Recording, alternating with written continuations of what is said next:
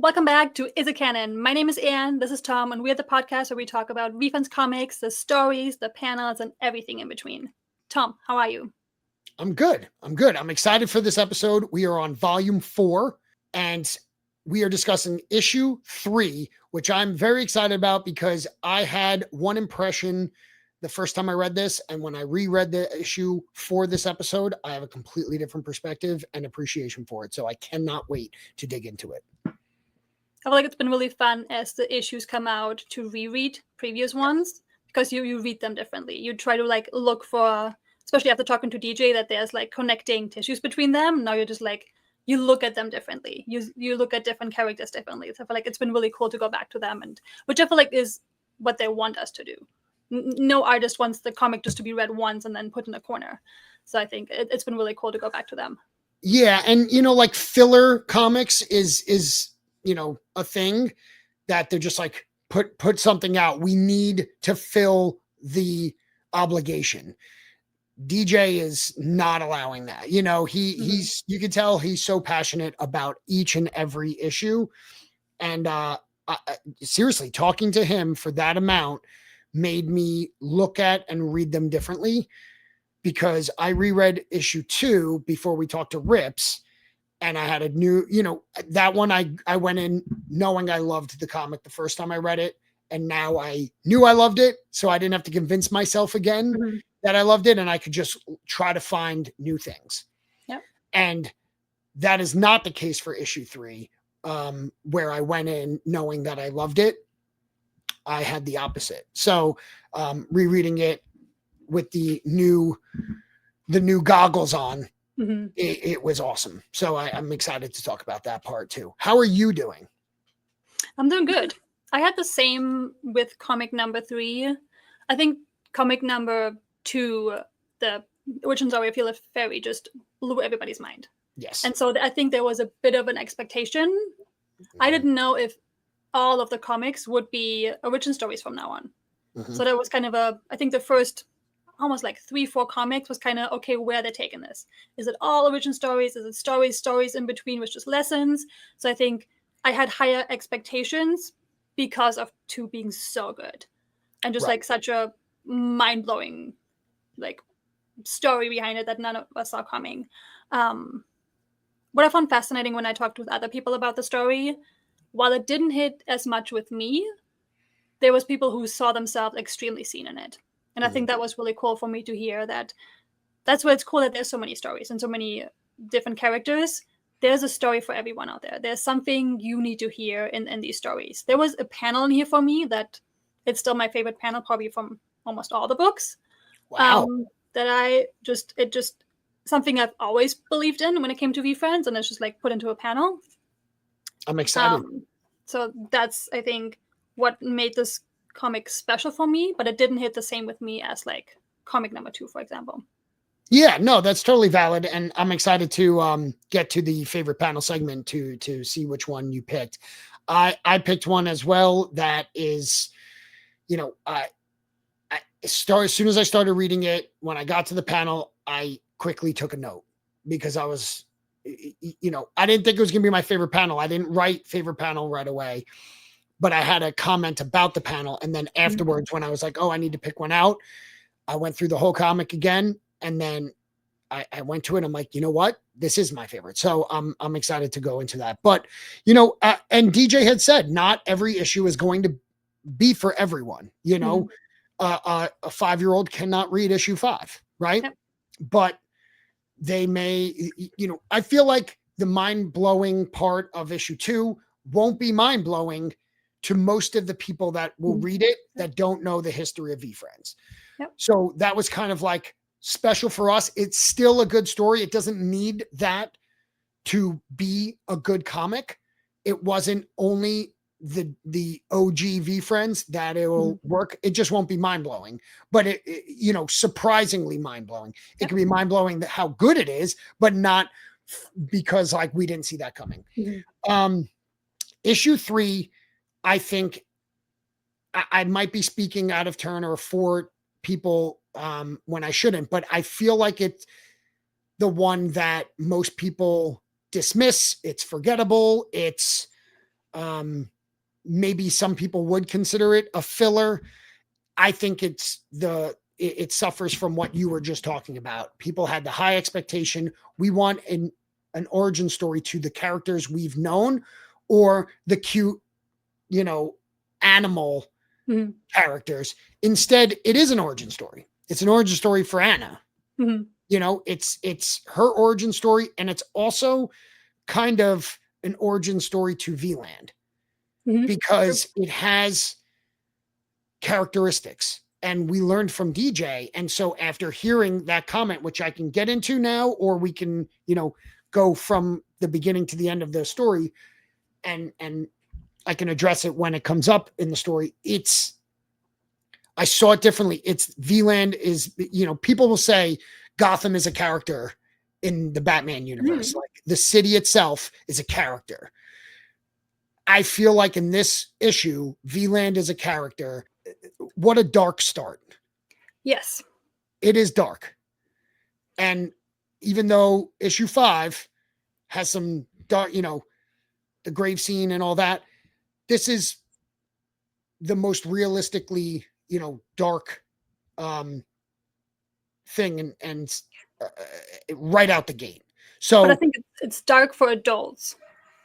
That's because true. we know, because it doesn't really say what it is. Correct. It just describes, and I think we can say a little bit, it describes a scene at the bridge. And so for us, we as adults know what that could mean if somebody's not in a best place. My daughter reading it wouldn't even cross her mind. She's just enjoying the view, right? Like she's 8, like she would never even think of that. So for her, it's just like, oh, somebody's just talking about something and thinking about something. She said, so I think that was because I never actually like say how she feels or like why she's there.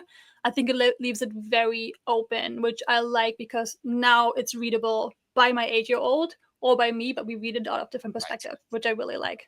Yes, I thought that was very smart, and it really, but as an adult reading it, it really sets the tone of this is not an issue that's happy-go-lucky. This is not issue 1. Yep. Or even, this isn't a fantasy one. This is real life stuff. So that was my first note. My other note is dropping an F-bomb. It's it's got the cross out on the U, but dropping that F-bomb. So, again, your daughter reading it, does she know what that word is? Does she not? It's there, and you can't mistake it. So even if like the other first thing, so, how do we feel about that? I think it depends on like the person. She knows that word. She has actually learned it from a VeeFriends character. She read it on a card. Or a couple.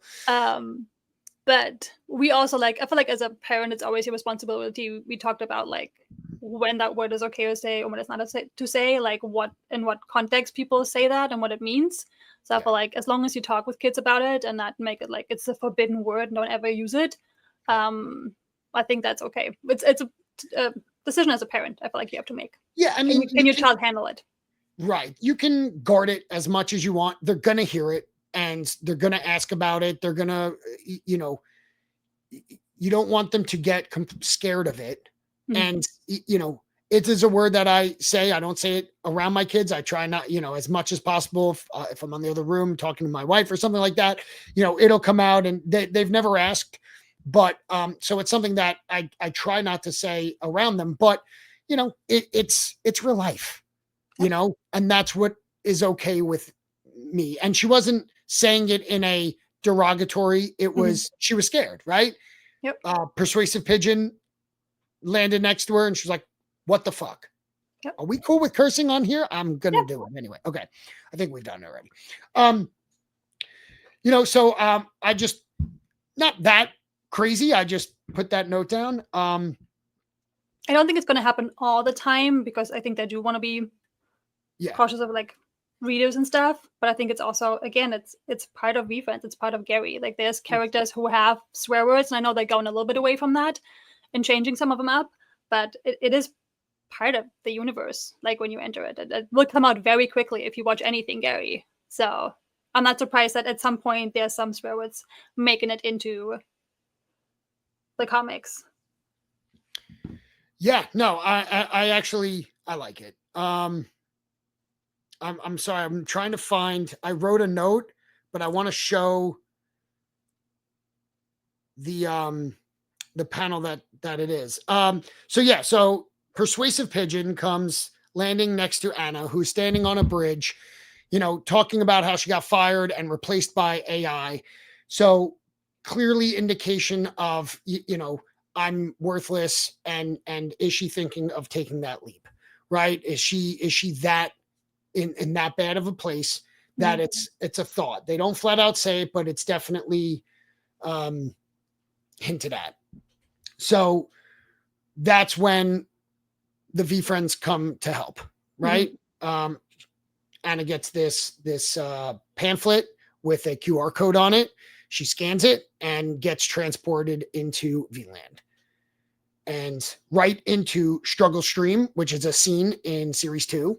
A background scene, which is very cool. Love the callbacks when they add the scenery, because we've always been wondering, when do the scenes come in place? Is it going to be in the TCG? Is it whatever? They're using it in comics, which makes perfect sense. So that's when, to me, it really, things seem to take off. She can't swim, and yet she's in Struggle Stream, and then gets saved by the F stick herself, Fearless Fairy, pulled out. So Fearless Fairy making another appearance back-to-back comics, which is pretty cool. Yeah, which was interesting for me. I wasn't sure if that would be, again, that was another thing. Okay, are the comics going to be connected? Right. Because we didn't know from 2 to 3. We knew 1 was very different because it was almost its own thing a little bit, but like would 2, 3, 4 all be connected? And so that was still like isn't the next comic going to be one of the previous characters again? So it was like a cool, where they're going to take it. So she's in VeeLand, and Fearless Fairy, after saving her from Struggle Stream, says something and says her name, Anna. So that's the first time we're learning her name. It's Anna. She says, "How do you know that?" And Fearless Fairy was like, "Well, you scan the QR code. You scan the QR code, so we know pretty much everything about you now. Follow me this way." And I loved that. And that's kind of where DJ was talking about it, is where VeeLand is what it needs to be, or what the person, it's different for everyone. Right? Because we're seeing VeeFriends in different, dark woods and all the stuff. And we know that there's different scenes there, but it's whatever you need or want it to be. Anna was in a very dark place, so VeeLand is super bright, right? Because that's what she needed to see in order to do it. And she was greeted by Fearless Fairy. Why? Because she was scared, right? And she immediately has said, like, I don't want to die. I don't want to, like, she makes references to, the sadness she had, but how it's not how that's going to change. And that's not what she actually wants. So I absolutely loved, we scanned, so we know everything about you. What I said when DJ said that in the last episode, or the episode, and I said, "Oh, so, VeeLand is basically like an algorithm. It's what you want it to be is what you get, because it's what you click into on TikTok, on X. It's whatever you click into, whatever you like, comment on, that's what you're going to get shown." And while Anna was in a dark place, probably before that she wasn't, and she needed to see some colors and all that stuff. So it's what she needed to be. And so just that alone, like, I get on the surface level, someone reading this and writing it off, like, whatever. But when you hear that and you read it with that type of perspective and looking and focus into it, I love that. And that kind of completely switched the way I looked at VeeLand and all these comics, and like why they're totally different. It's because the person you're following, the main character, the protagonist of the issue you're reading, almost dictates VeeLand. And I love that. Yeah, it kind of shows you like what you need in that moment. Also, like, don't know if it's later on in that panel or on that page, when Decisive Duck finally shows up, having all the different Like they have a print of it, Oh, which I have up here. all the different signs. Yeah, and I think it's on the back too, like the whole. Oh yeah, there you go. All the different directions and stuff, which again is really cool. Like you said, that they're bringing in the NFT backgrounds. I like that there's, which most people won't know, that there is, who just get into the comics, that all of these even exist. But I think that's again the cool thing when you go back at some point when you are a little bit longer into VeeFriends, like certain things all of a sudden like make so much sense, and like they're connected with each other. You know, all of this was like thought out a long time ago. You know, it's not just like made up in the moment. Like they're bringing everything back together, and I think that's what the comics, like we said before, like are for me. Like they're bridging everything kind of together, what needed to be there, which is super cool. And even if it wasn't pre-planned out, because like again, we learned it, they may not have gone all the way into comics. They want to do the one as like a and then they leaned into it. So the scenes could be used for a ton of different things, but this is to me the best use of it. You know, and to have that all those signs, even if you don't know that that's the scenes from series 2, you can, because of their names, you can understand that this is a map of, you know, a land. You know, DJ mentioned it's like a video game. I think of, I play a lot of Legend of Zelda games. Like they have a desert, a mountain, a forest, you know, they have those different regions just like this, you know, looking at it, they have the ice cave, the desert, you know, the Mushroom Mountain. So they have different terrains, just like any country or any, you know, continent would have. So it's awesome. I mean, even if it wasn't pre-planned, they set themselves up. They were thoughtful enough to be like, one day this will come in handy, and it is.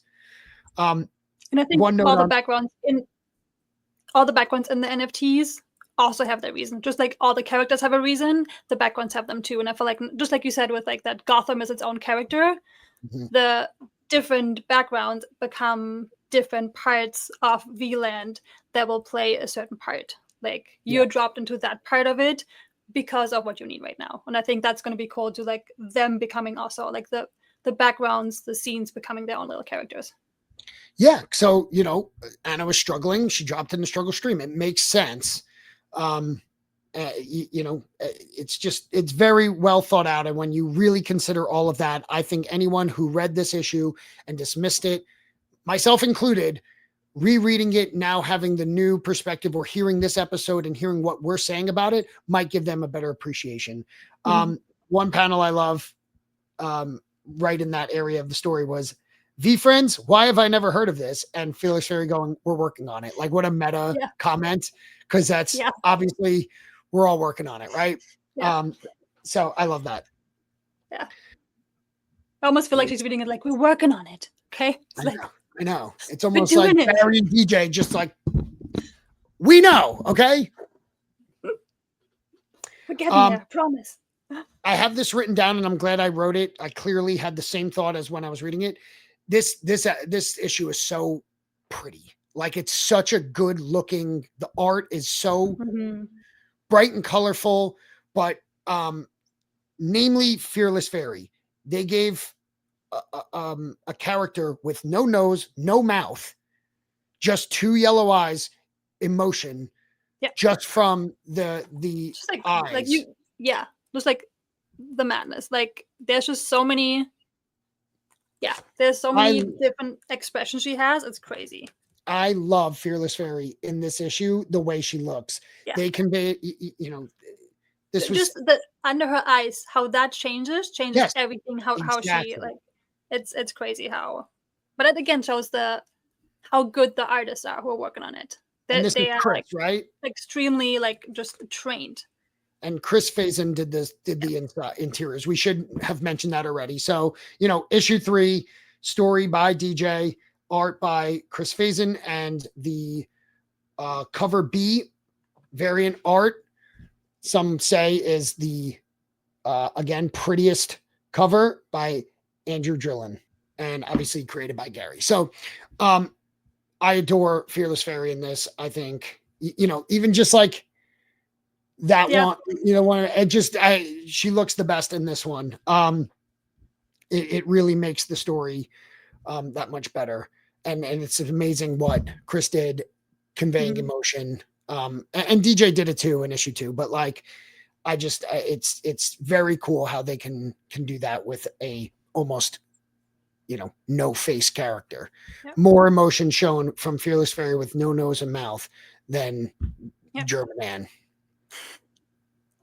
Maybe I should be like this from now on. Yeah, and just that's my just eyes. Just move your eyes around a little bit. Fine.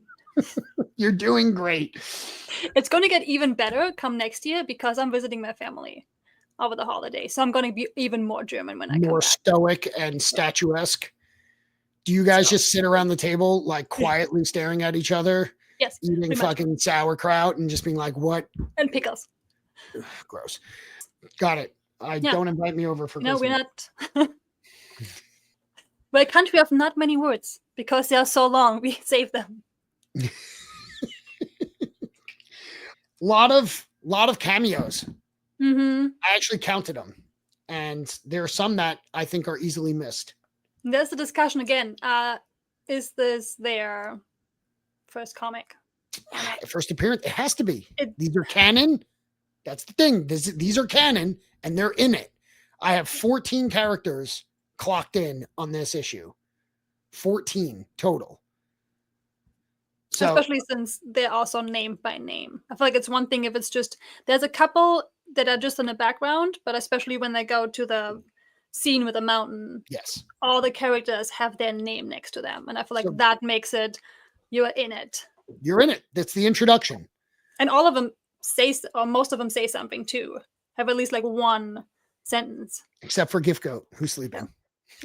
He's Gift Goat. Gift Goat. Like, one of the biggest characters in VeeFriends is in issue 3, introduced. It is a first appearance. Gift Goat will get its own issue.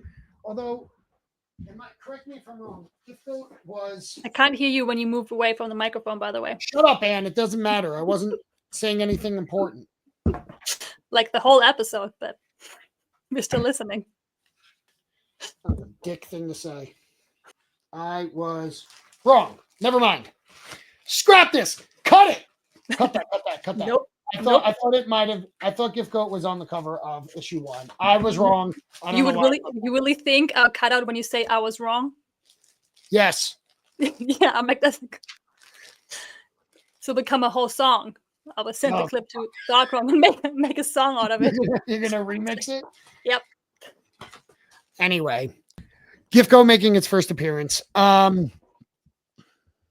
But that may make issue 3 one day when Gift Goat is the biggest character, surpasses the Black Cat as the biggest character in VeeFriends. I'm just saying, in this hypothetical, that makes this issue super valuable. Don't think it's ever going to happen, but sure. Sure, but even if it elevates to top 5, you know what I mean? But also like Capable Caterpillars in there, which is like a big character. If you know VeeFriends, you know it's a big character. Yeah, and then Responsive Ram, and then what was the other one? Gutsy Gecko's in there. Gutsy Gecko, that was the other one. Okay, so this is where I missed it when I first reread. So in the middle panel, this is at the end we learn that Fearless Fairy is missing, and this is the panel that Fearless Fairy starts to disappear. This is the last panel in the issue that Fearless Fairy. I missed this in the background.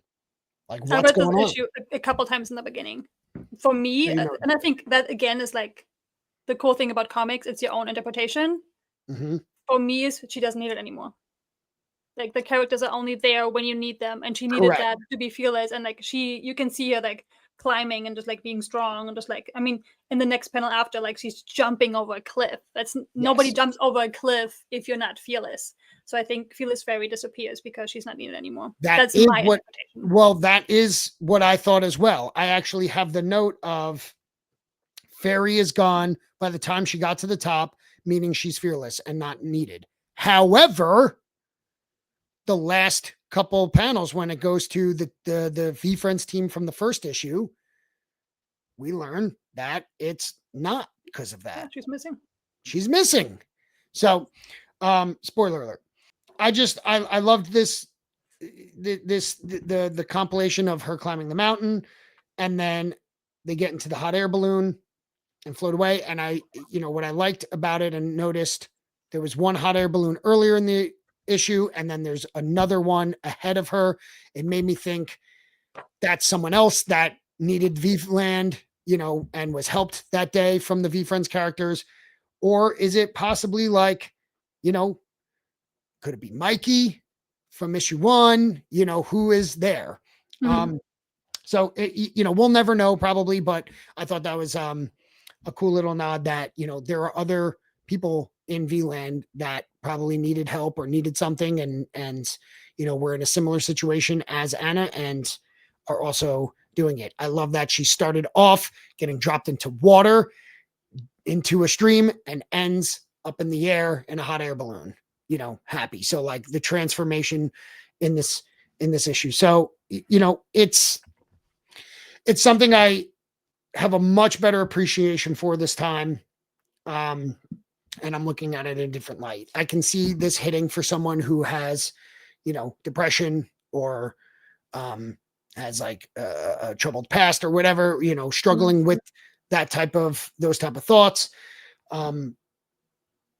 Knock on wood, it's not something I have experienced. So, that's why it might not have originally hit for me as someone who can't relate to Anna in that way. But that doesn't mean that I can't, and I appreciate this issue for a lot of other reasons as well, and can still, as some, what I do for my day job, I see it, so I can appreciate it for what this story could be for someone. And I feel the same. Like I personally, again, also very grateful. Of course, had hard times in life, like most people, but never dealt with depression or anything. But I've talked to a couple people who I know have gone through like really severe times and probably were closer to it or had it. Who that story really hit. Like you said, it's like it just, you see yourself extremely in it, and I think you feel differently connected to the character. I have to say though, for some reason, the last, not the last page, but the last 2 full page panels didn't give me what I needed. For some reason, the ending was not flat, but like it just, you have all the story built up, I feel like, and there's so much going on, and for some reason, I always get to these last 2, especially the one, this one, and I just, for some reason, I expect more. I want, and it's not like it's Fearless Fairy was the one where it just cuts off, and like at some point there's going to be another story where it continues. Right. That felt like here. It felt like for me, I was missing something. Like something was missing for me in the story of like ending it for me. So just to clarify from my, because I want to address hold up, those 2 scenes, those 2 panels. This is where you feel like something's missing. You're not talking about. It starts here with the 2-sided one. No, not the last one. It starts here, and then this one, I feel like it's just, where are they going? Why are they going? Why is she going? Just, I feel like the transition from her being fearful and struggling, but making it up there, but then just like happily in the balloon, I think was too fast for me. And that's the issue of mini comics. Yeah. Do you know what I mean? Like, so when we talked about these shorter comics, it's hard to flesh out a characterization, especially as dramatic. This would have been better with the treatment of a 32-page comic. I think that's the one, or whatever it is. I agree with you that it's a fast transition. She went from being up high in the beginning of the issue, right, in a different way, and then up in the, like, I like the way the story went, but it is fast, right? It was like Fearless Fairy going, don't have fear. Duck is going, yeah, climb the mountain, and then doing it. And, I get that, but I think that's only an issue or a problem because of the length. I don't think it's an issue of writing. I think that I don't think it's a writing or art or anything. It's just like, I think I needed a little bit longer of a. And they couldn't do it. Yeah. I'm sorry to cut you off, but that's the problem that I think if they stay, I'm glad this is like the biggest reason that I didn't like it the first time, or it didn't connect with me the first time, and how happy I am that they're doing the longer comics because this could have used that treatment and it could have hit better with a full set. But for what they had, I don't know what they could have done better in the time they had, though. Do you know what I mean? I'm with you. So I agree with you that, you know, it's a beautiful landscape of art. You're saying just there should have been something else there. Maybe also like because the transition is from like so many small panels of like trying to like really get you into that, and then it's just like open. But again, it might feel like that, and again, because I've never had depression and like been out of it, maybe that's how it feels. Like you have this build up and build up and build up, and at some point you have this breakthrough. I don't know, like how it feels for people to come out of depression. Does it feel like I can finally breathe? Because that's what's when you open that page, that's how it feels like after like all this different like tiny panels. Maybe that's what it needed for somebody who feels like that. Just like the heavy lifting, the heavy weight is off. And maybe that's why it's an air balloon. Why that's why it has to go and like you can breathe. You're that lighter. Yeah. So, I mean, it's I get you know, we've all had the moments though, like I'm someone that gets overwhelmed constantly.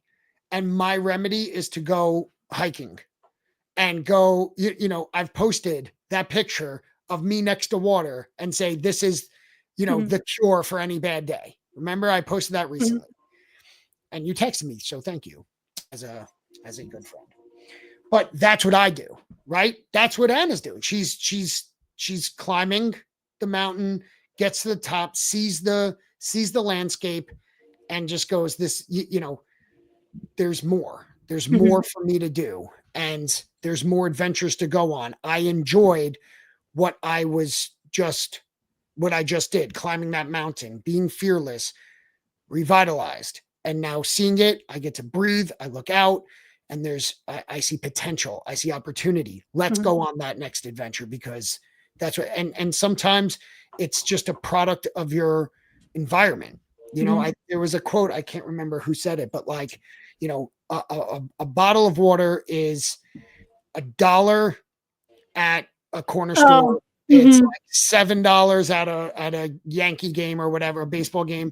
And it's like 25 cents when it's in a pack. And it's like, it's all the same water. It's just the environment that you're in. So like the environment doesn't dictate your worth. You know what I mean? Like you might feel like you're worth nothing here, but you're worth something. You're just not in the right environment. So like that could be that type of situation where, you know, where she was, maybe New York City wasn't for Anna, you know, but she could thrive somewhere else. So, you know, I get it, but I'm cool with the, you know, I just went on an adventure that changed it. It did happen fast. It had to, there was no way for it to, them to expand it further. They were confined by the 12-page treatment. I always wonder if certain things are, I think a lot in metaphors, or I see metaphors and everything. Like for example, the climbing the mountain is not going for a hike for me or going into adventure. For me, it's like, it's hard. Like the mountain demonstrates like you have to do the hard thing if you want to see this. Like if you want to come out better the other way, you have to go through it. You can't push it away. You have to go face your fears. You have to face all the things that maybe happened to you in the past and like deal with them. Otherwise, you're never going to get over it. So for me, it's a lot of like the pictures are metaphors for me. Right. So this page is the transformation. Yep. You know, that's the transit. That's where it happened. Yep. So, you know, they can fade it in 9 panels, you know, 9 pictures, but she made the choice of going there. You know, they said it's going to be tough. And she was like, I'm not scared. Let's do it. So, you know, you have to make that decision. So, and then kind of just completely different after she sails off, we cut to the team from the first issue, Cynical Cat, Flex and Fox, Optimistic Otter, who were the ones we find out were the ones distributing the pamphlets or the little, what's it called? The things with the QR code. Yep. And they said, mission accomplished. They knew it would work. And, you know, they reach out to the boss, who is Balance Beetle, you know, who is a recurring character, probably in the most issues, right? out of the 7. So Fearless Fairy is missing. I had a quick thought, like I might be on to absolutely nothing, but being that this is the team that helped Mikey, right, in issue 1, they don't reference Anna. They could be that they could be talking about something else. Maybe they were talking about Mikey. So, I don't know. What are your thoughts on the cutout? Was this just for cliffhanger's sake to get you excited, or this page should have been dedicated more to Anna? You mean this one? Yeah. I think it was an interesting choice just because I feel like for this one you almost have to know comic number 1. Mm-hmm. Like I think this panel is probably confusing for people. It's like, what are we doing here right now? Like if this is your first comic from VeeFriends that you're reading and you don't know anything before, it's like, who are these characters? Where are they coming from? Like what are they doing? Like how are they? So I think that might be a confusing page for some people. Mm-hmm. For us, it made instantly sense because like, oh, it's comic number 1. It's a connection to it. Sure. Versus I feel like most comics don't have a connection to each other as intense as that. I almost feel like the style is different because it very much looks like comic number 1. Correct. Versus like the rest of the comic. Yes. So that was interesting, I feel like, either way on purpose to draw people into what is this about, wanting to learn more about it, and then wanting to read book number 1. I wonder if that's kind of the hope for it. Yeah, I mean, it's definitely, we got the somewhat happy ending for Anna, and we've learned that she'll return. Her adventures are not done, just like Mikey's adventure. Like both of them ended with, let's go on more adventures with the VeeFriends. So, this is a page completely tonally different. It's almost an after credit scene. You're not a Marvel movie watcher, right? I've watched a couple, but okay, so pretty much their thing, and a lot of movies have done it since, and the movies did it before, but they do it almost every time. There's a after credit scene, so the whole movie happens, and then after the credits roll, the very end, there's a thing that's completely different, basically teasing the future. That's basically what this is, because it's completely separate from the story and teases the next thing. So the problem with this is God knows when we're going to see what happens to Fearless Fairy. Is it going to be a next year issue, one of the 24? I hope so. It just continues. Like if it ended the page earlier, this does not end on a cliffhanger. It leaves it open for more stories for sure with Anna, but it doesn't leave a cliffhanger. It seems like they were like, no, we need a cliffhanger. We need a hook, So it's fine. I don't love it. Because we already know Fearless Fairy disappeared. We would have had the thought of she just didn't need her anymore. She was just like a guiding spirit or something that disappears when, but now it's not that. We know that something happened to Fearless Fairy, but we don't know what. It could have happened in one panel. It didn't need a full page. You know what I mean? But I guess it's fine. But that's all. Yep. And that's it. I mean, I like this issue significantly more than I did after the first reread. And that's why don't just read one thing and write it off. Yep. Read it again. Yeah. Especially again, like with different backgrounds of the stories and like hearing more about the overall world of VeeWorld too. I feel like that changes a little bit. Like you see them differently. Okay. I think at some point it's going to matter to where they're at when certain things happen.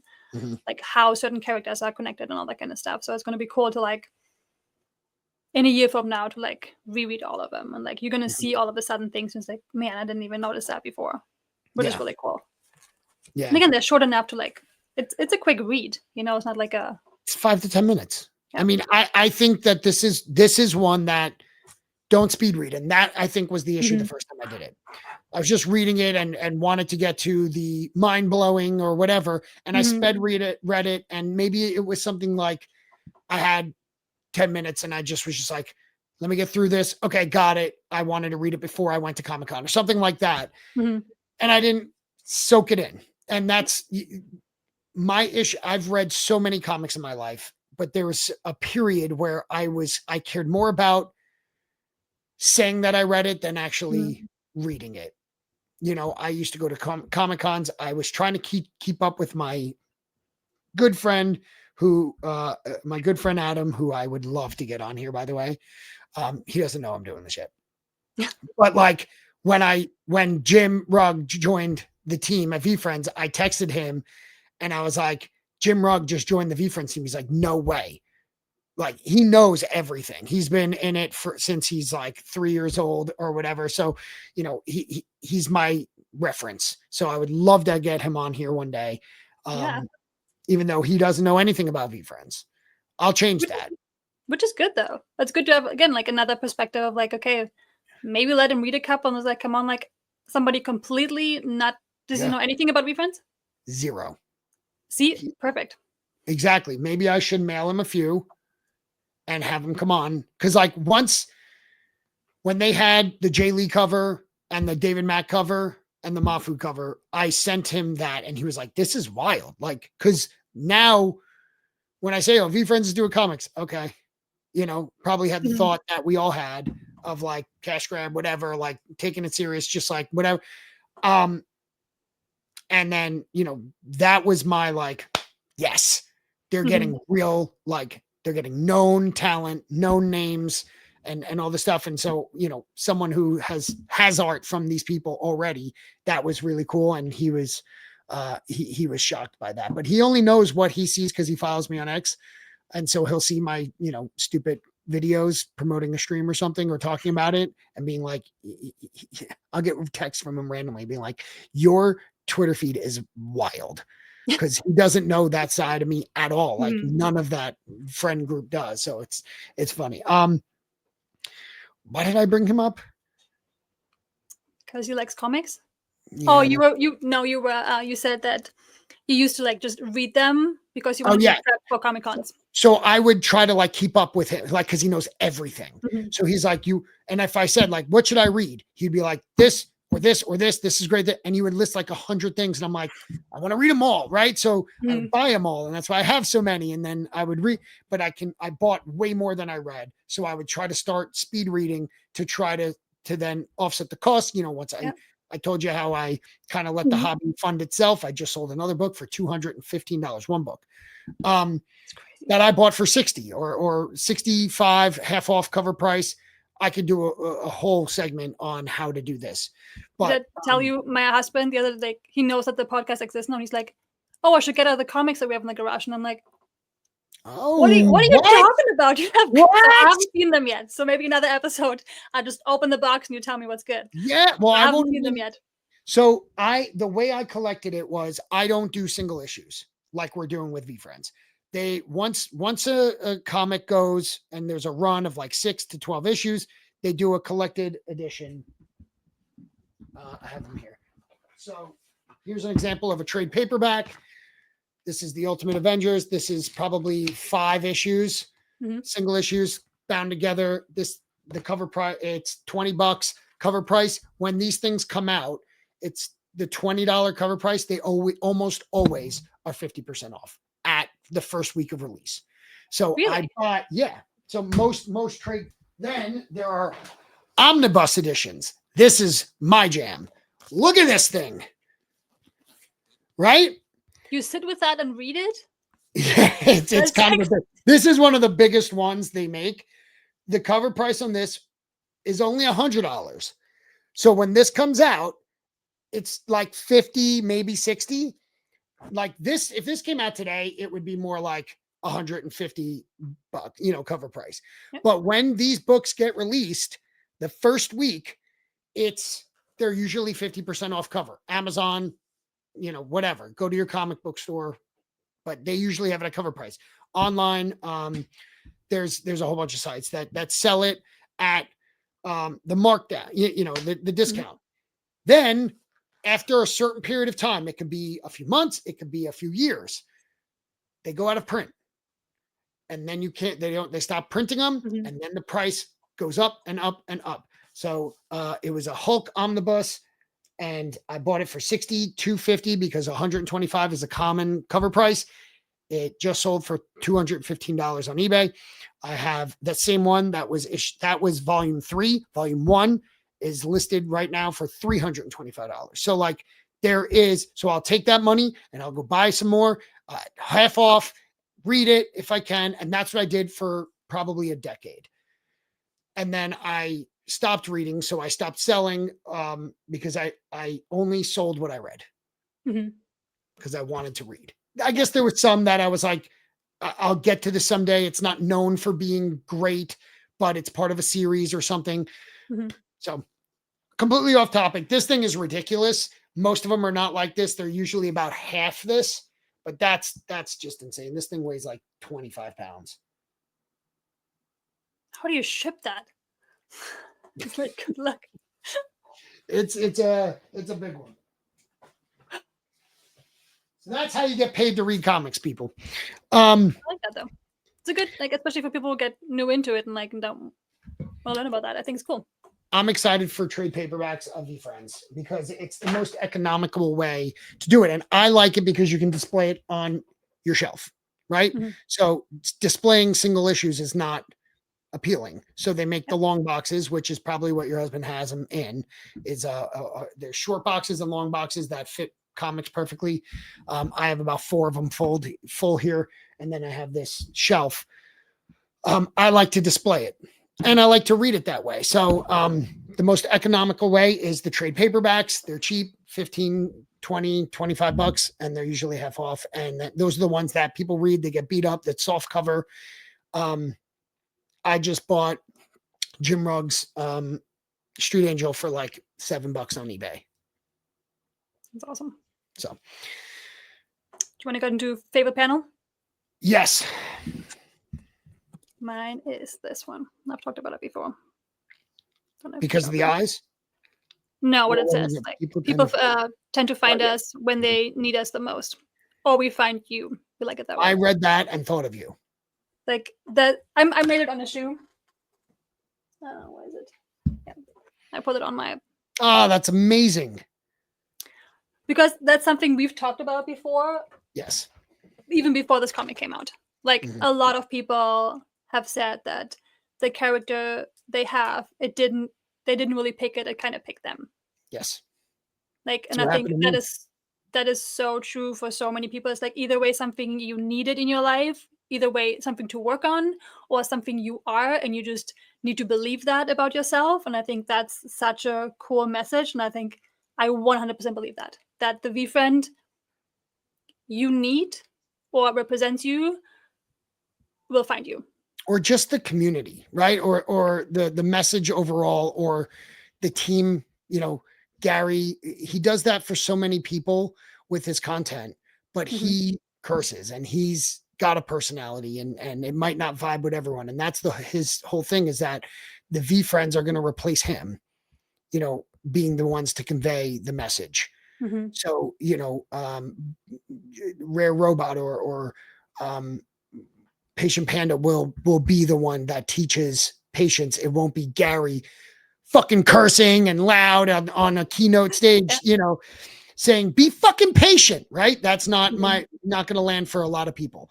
But a cute little panda telling you why you should be patient, or meet me in the middle, telling, you know, pig telling you to be patient, that type of stuff.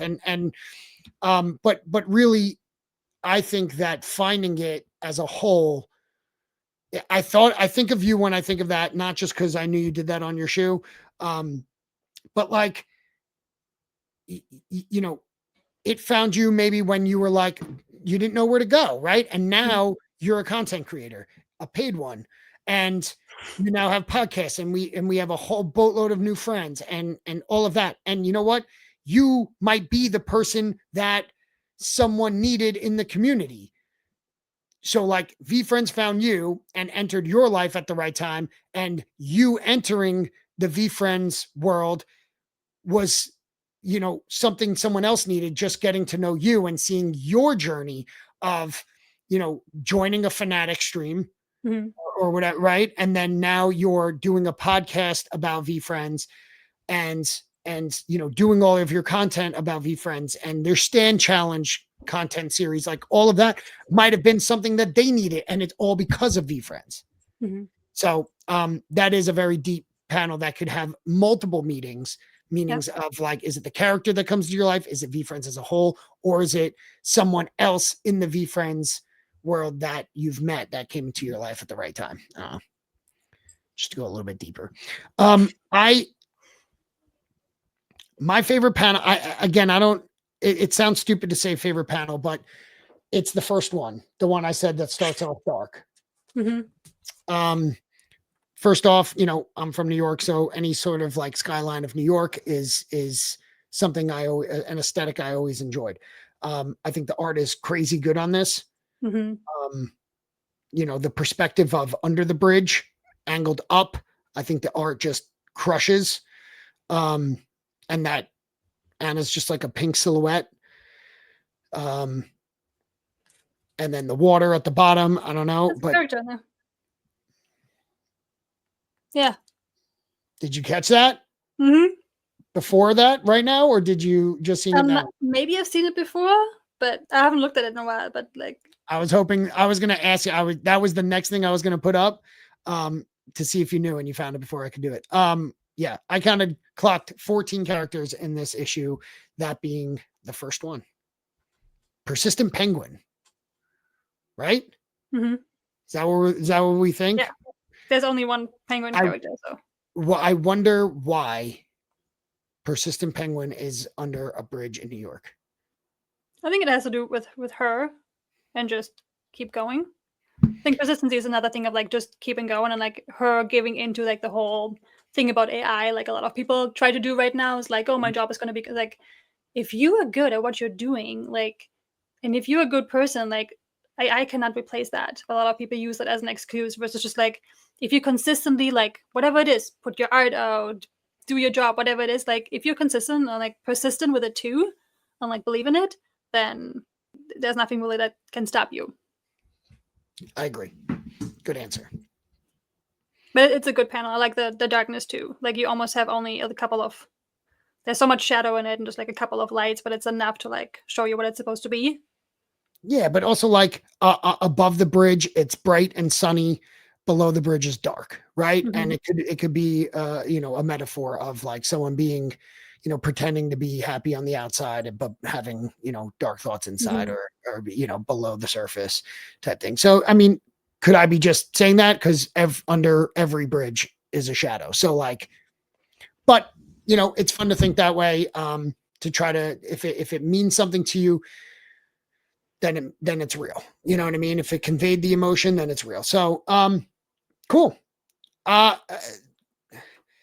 hated on this issue, a little bit when it first came out. I don't anymore. I have a completely different perspective, and that's why I was really excited to go over this one. That's what it is too. Like when I first read it the first time, like I said, I wasn't not so disappointed, but like I had different expectations on it. And then I want to say, almost that night or like a couple nights later, we were on community night, and Sabby talked about it. How she felt extremely seen and just connected to it. And that, I think that opened it up to me as like, not every issue is going to be for me. Right. And that's okay. If it connects with one person, it's worth it. Yep. And that's what it's about. Yeah. It's like, it certainly will connect with more, but I think that if it helps one person, it's worth it. So cool. Issue 3, read it.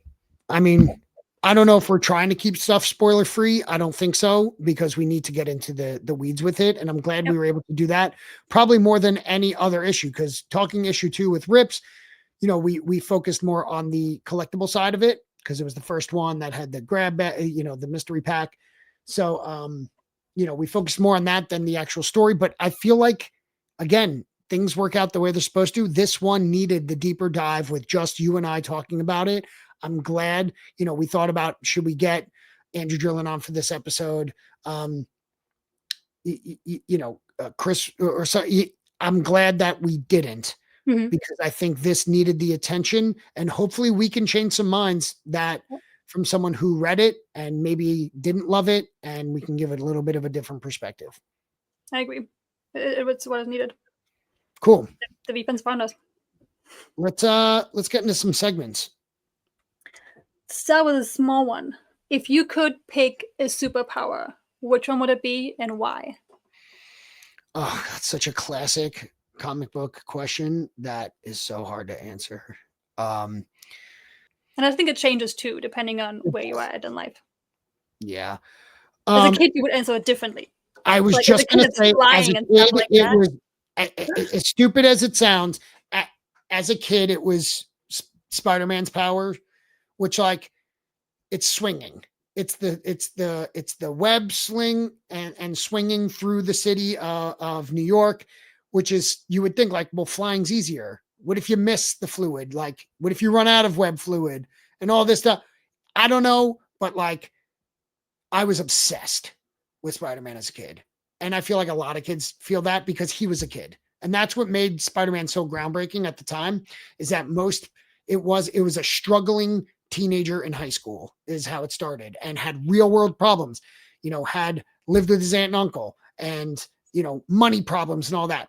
But it's I play even the first video game for like PlayStation 1 that came out, the swinging through the city was the most like freedom thing you could feel as like a young kid. I don't know, in New York, especially. So, but obviously that's ridiculous. Do I want to climb walls? I don't even want to climb steps as an adult human. It hurts my knees. So like, no, I wouldn't want to be Spider-Man these days. I mean, the common ones are like flight, invincibility or invisibility. And do you have an answer? Yes, I think I don't know if it would be good for me, but I think either way, mind reading or being invisible, just because I know, like, I overthink sometimes interactions with people, and I feel like if I could read their mind, I think oftentimes I'm overthinking what they might be thinking, and then hearing just their thinking about super stuff would like probably ease my mind of like, nobody's actually doing that. Like, nobody actually cares how you said something, or like, I know that about myself, or it would be worse because they're actually really thinking about that. So it's like, I'm not it could go risking it. either way. Yeah, I'm not risking it. I don't want that. But Unless also, I like, can. all the alpha you would get out of that. It's like, oh man. You're right. I'd be a very rich man. Invisible at the comic summits. That's what you want. Oh, you can do anything, and you just want to be at the comic. Let's just get this podcast big enough that they want us there. I don't think I want mind reader, because if you can't turn it off, I feel like you can't be anywhere. If you know what I mean, like if you can target and choose when, maybe. But if you're you can't be in any like crowded room. You're gonna hear all the thoughts. I can't. I mean, just for fun's sake, like Mr. Fantastic could be cool, or like the teleportation, or a speedster, because I like to like I don't just to be able to get places faster. Do it. I think teleportation. Or if that's like, because like Nightcrawler has that, but he has to like know where it is, and it's not, you can't like teleport across the country, where like the Flash can just get to, I could be at your house to record this in 10 seconds. You know what I mean? Like if there would be no more inconveniences as far as traveling. So I could see that. That would be a good one too. See, we're thinking like as grown-ups now, which is so weird. Yeah. As you ask that to a kid and they're like, let's fly, Yeah. I mean, flight would be, listen, if I could fly. It would be cool to experience, but do I need it all the time? Maybe not. Yeah. I mean, super strength could be cool. You can help people, but I don't think I would use it that much. So no, if I was Aquaman, I could fucking catch fish that I want constantly. I could just talk to him and be like, hey, look at that worm, bite it. That was a good question, Anne. Classic comic question. If you could make one of the comics, which character would you choose? Why? And do you have a idea in mind for the story? So like the easy answer is the catfish, and I kind of revealed to you today that I have already, like 3 years ago, I had written a story when they were talking about kids' books, and it was a rhyming one. I think it had a good story and a good message and all that. So probably that. I mean, if I had to go outside of that, it would probably be a space themed one. Like the astronaut or the alien. So I think that. because I think I love sci-fi stuff and space exploration. I was also obsessed with astronomy as a kid and wanted to. I did not learn know about that about you. Well, it's because I never said it. Because I haven't thought about it in that long. So that's why we're doing this podcast. That's right. See Tom and not Teacher all the time. You know what I mean? I called you Teacher one time on here and it felt so weird. Yeah. So weird. I was wrong. Teacher wears a backwards hat. Have you noticed it's on purpose that I wear it forward here? I like that. See, I wouldn't do my own character. Like, I don't have a character, but because I want to know what it actually means. I don't want to write the story about my character. I want to know why it exists out of Gary's or VeeFriends' perspective. I love that. That's a great answer. So then what's your answer? I don't think I have one but I'm also not. When I thought of this question, I was definitely towards you because I know you're so into comics and like, not just a lot of the artists, you also know a lot of the writers. So you're clearly more into the writing, the art around it, and like talking a little bit the last couple of weeks about different things. Like, it definitely seems like something we talked about the summit, that I would be one who sent in the corner just like documenting everything, and you would want to be at the table and create the stories. And I feel like that's why I don't have a character I want to create. I just want to like listen to it and just absorb it. And like for me, it's like the content creation around it is like I want to document all of it, like the expressions that people have. Like when DJ talked about that Ali had this big expression when Gary said something, like that's the moment I want to capture, like, and get out to the world, because it's gonna like get other people into wanting to read it too. Whereas I feel like for you, it's like you've read so many comics yourself and I've been so deep into it that I feel like for you, it's almost like you want to be part of the creation. Yes. Yeah, because I've read a ton, right? But I don't have any story creating skills. Like I've never tried to put like that Catfish Go at a book was the first time I've ever tried to create something out of nothing. And it's still not even out of nothing because it was a existing character. So, I say the space exploration because I feel like it's open world at that point. We're establishing something that doesn't exist, well, that we know of, like the alien or an astronaut or something. So, and you can go to different galaxies where you can get complete and creative, like you're not in the confines of reality at that point. So I think you can pretty much make up whatever you want. And I think that would be the only way I could do something very cool. But I have no ideas. But I think that would come when you have to do it. And I think that's why I think they love the summits too. I think some of the books change, or like some of the stories came out of because of what's happening at the summit, and like different people like bringing in their little, like even Adam said, like him like offering even just like little snippets here and there, like everybody kind of just coming together. And I think especially if you put a bunch of creative people together who also love the VeeFriends universe and like know the characters, I think there's just like a bunch of just really cool conversations and just creative thoughts that come out of it, which is super cool. So I just want to. Good question. I enjoyed that. And now to the real one. 20 questions. The redemption. Okay, I'm going to write it on a piece of paper. I thought about this. Yeah, you got to think like long, deep and out. I turned around, saw the PSA cover, and picked Gutsy Gecko. No, I hope I wrote it.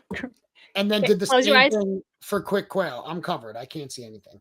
Okay. So like you're trying to trick me. I wasn't trying to trick you, but I'm not trying to trick you, but I'm also not like, I'm not going to use the catfish, you know? Right. Or maybe I just said that to get you off the trail. You can look now. Find out. I'll know through questioning. That's the game. You can look now. Oh, I didn't know. Okay. Are you going to keep count? Yep. Okay. Is it an animal? Yes. Is it a land animal? Yes. Is it a bird? No. Is it a mammal? Yes. Is it smaller than a pig? Actually, pigs have wildly different sizes. So let me think of a better one. Okay. Scrap that. Is it a pet? Like, What? could people have this animal as a pet? I don't think people have it as a pet. I mean, there's weird people who have like. Sure. all Yeah, kinds I of mean, pets. a traditional pet. No, I don't think it's a Right. traditional So pet. that ruled out all cats and dogs, right? Is it found in North America? No, not Ooh. traditionally. Got it. Is it a safari type animal? No. If we're thinking safari, Like African safari? Africa, no. Yeah. Okay. All right. It's not that easy, is it? It is easy. I'm trying to think of a good question. I'm not trying to think of the actual thing. You were like trying to guess it too early, I think, personally, like the duck. And that's when you fall into the duck question. Don't ask me what score it is on the card because I have no clue.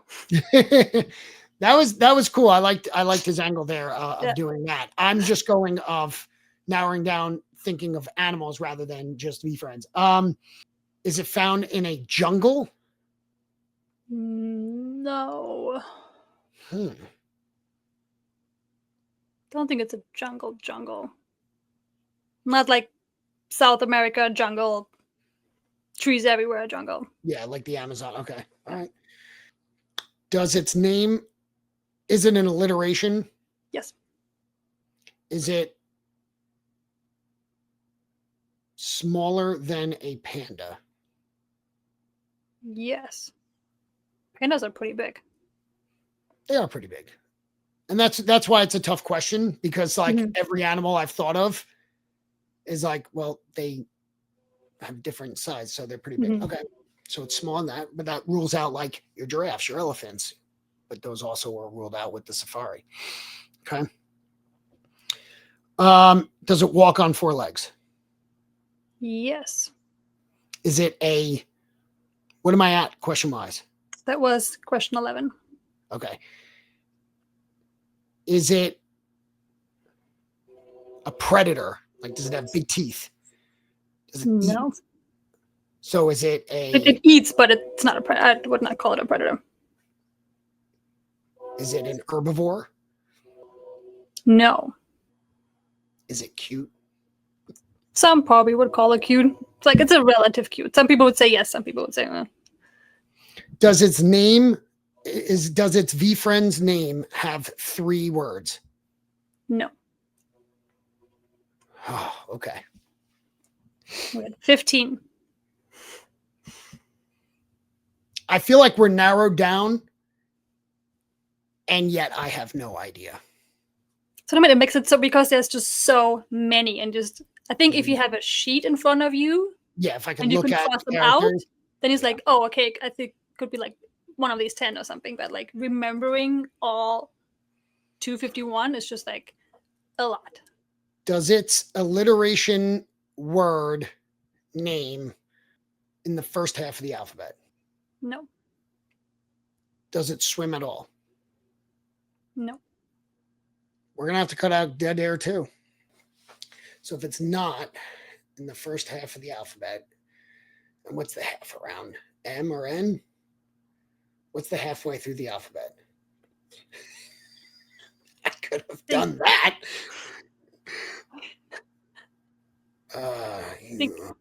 Stops at M. M is the 13th. All right. P, Q, R, Rhino. That's on the safari. S, it's got to be an S. Does it start with an S? No. That ruled out a lot, so I'm okay with that question. T, tiger. It's a safari one. Wombat. Nope. Oh, I thought I had it. 19 questions. We're just going to keep going. We're going to keep going. I want you to find it on your own. Weasel. So we're 20. I did pick one that's not as common, because I know you know the characters just way too good. Just through like breaks and stuff. Like, I don't tell you what it is, but I just know you know the characters so well. I know the characters well. Yeah, because of breaks, it's like you see them all the time in front of you, I feel like, compared to other people. It's something we just don't talk a lot about. It's not a super popular character. Like the weasel. That's why I'm thinking. That's why I'm thinking. Yak, ox. Thinking of weird ones. You know what I mean? Oh, this does suck. I'll give you a hint. The only thing it had so far was Series 1, Series 2, and a super sticker. So what does that mean? It wasn't in Chrome. Okay. I think that's what you're getting at there. Unfortunately. Didn't have a pin, doesn't have a hat, doesn't have a shirt. It doesn't help. I don't even think it has a maxi. Yeah, so you tried. Not that I know. You tried to trick me, is what we're coming down to. Is what I'm picking up here. It's not a character you get excited about. It's not a trait you get excited about either. It's not a what? It's not a trait you would get excited either. It's not a trait I would pick as my favorite. Start with P. I mean, I want to say, like, I'm thinking of so many, but I feel like they're ruled out from the great questions that I have already asked to narrow it down to a international mammal that doesn't swim, smaller than a panda, that doesn't start with P or S in the second half of the alphabet, on 4 feet, not a pet, and doesn't have that many characters, I don't think. O has the ox. P, you said no.